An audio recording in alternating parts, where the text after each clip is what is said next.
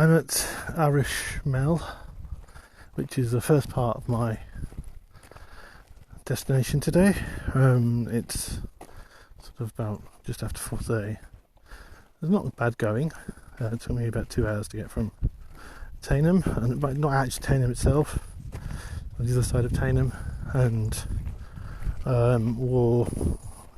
Barrow, which is another village which was destroyed by the MOD. So there's like Tyneham itself, and then there's like a little sort of seaside bit as well.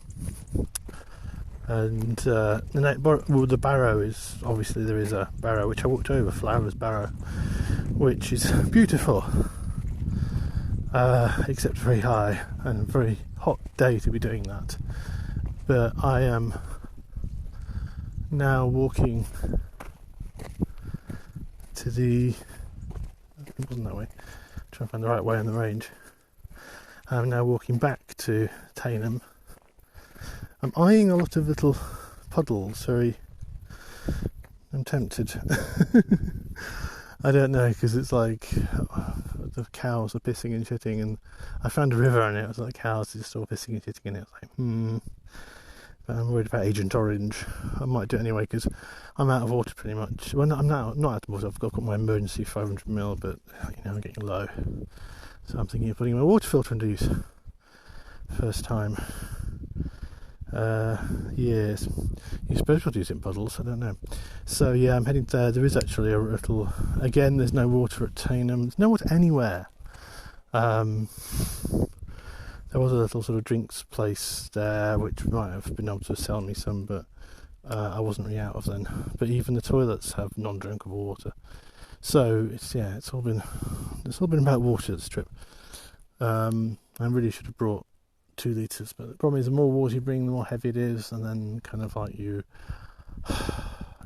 sort of, and you need more water. That's the problem. So, but I'm glad I've done this bit. And we're now heading back towards Kimmeridge, hopefully, if we can not fuss around all day. Anyway, I'll speak to you soon. Oh, and yes, we had some show-offs. There's always some who run, on a day like this, which is boiling, it's like 23 degrees, there's always some who do kind of running up and down the hills, or there was this older guy who was showing off, he basically went up and then he sort of ran down the hill next to me as I was puffing up and down. It's like, you didn't walk here, you didn't walk 5 miles here, number one, and you're not carrying like 2 or 3 kilograms on your back, so yeah, it's not the same, is it? But yeah, there was a younger guy who was running back and forth over the Barrow, and it's like, I bet you drove here. You were showing off too. I did not care. So anyway, I'll speak to you soon.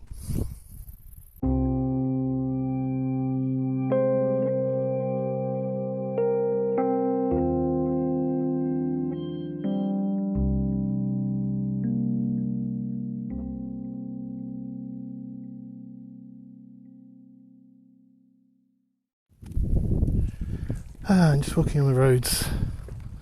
I actually ended up, and because I'd forgotten, I'm using Osmand, and Osmand is based off some really old maps. 5. It really is like being in Sesame Street. You just look up at the hills and you see 7. Now it's got 5. 1, 2, 3, 4, 5. It's because the ranges, all of the points have big fluorescent yellow numbers on them. It's like being in Sesame Street.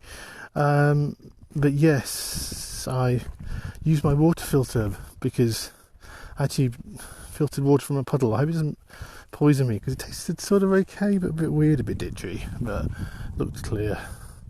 Then my lip was like, had that sort of paraffin sort of numbness. I was like going, oh great. But then just as I was doing that, someone came up, a guy with a dog, and gave me some water, so I was like, oh thanks.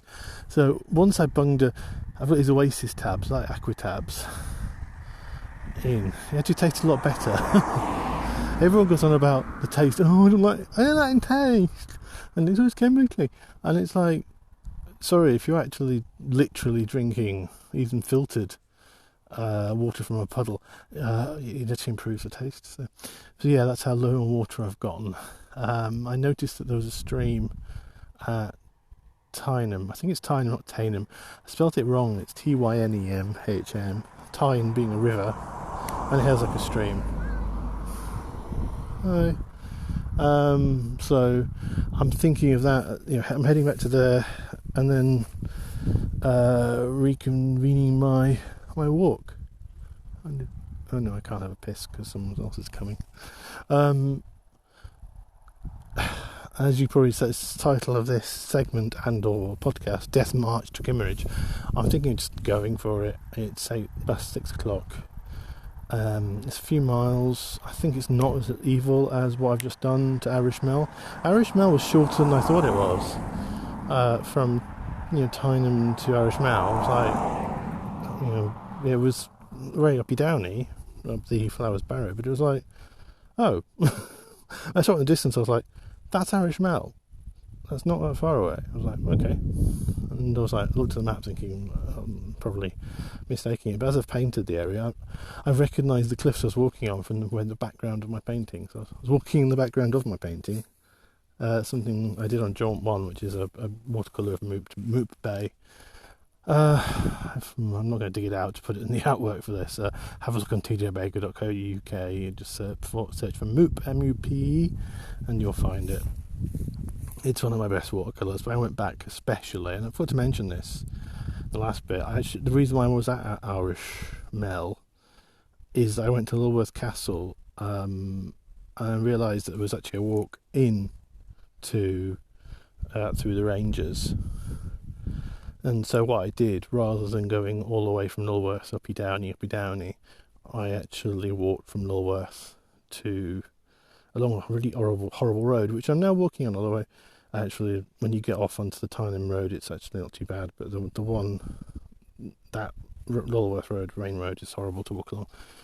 And then actually just kind of nipped around the corner, sort of.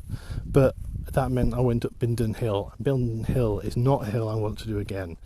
As I said, it's not a golden cap, but it was probably one of the worst ones I've done in this area. Would not recommend, 0 out of 10. So yeah, I think I'm just going for it, because otherwise I'm going to wait till next weekend, because they open the ranges on the weekends. So I'd have to come back, which I might do anyway. There's a few bits today I was like, oh, because I brought painting gear and I haven't used it. And there's a few bits where I was like, yeah, I'll come back and do that someday or sometime, So we'll see how that goes. Especially without my head torch, it might be fun. I'm not planning to be out there on the cliff tops when it's dark. Dusk, probably alright. Depends if we've got supermoon,